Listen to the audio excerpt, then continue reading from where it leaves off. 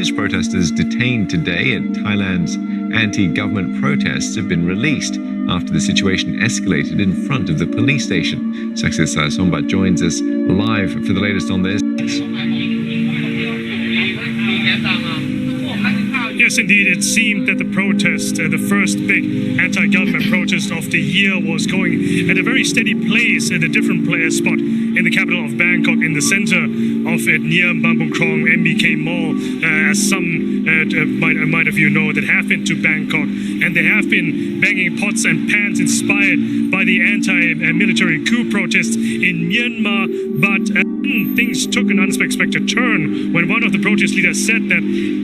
at least 10 protesters have been detained by the police and have been brought here to the police station nearby behind me, and they have then announced then to everybody from the whole protest then to march here to demand the release of the protesters. Now eventually all of them were released, but it was a very hairy situation. Sometime during the evening there was reportedly some loud blank fireworks, we were told, but then has resulted in a misunderstanding between riot police and protesters from each other that it was an attack, but it was a very brief scuffle that has been resolved very quickly. Nevertheless, after the protesters have concluded their rally, following the release of all detained here, they are saying that the protests will continue, in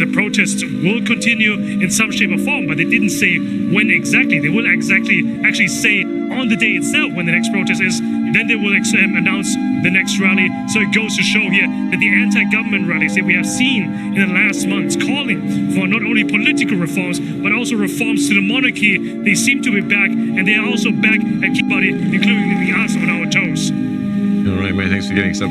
to speed.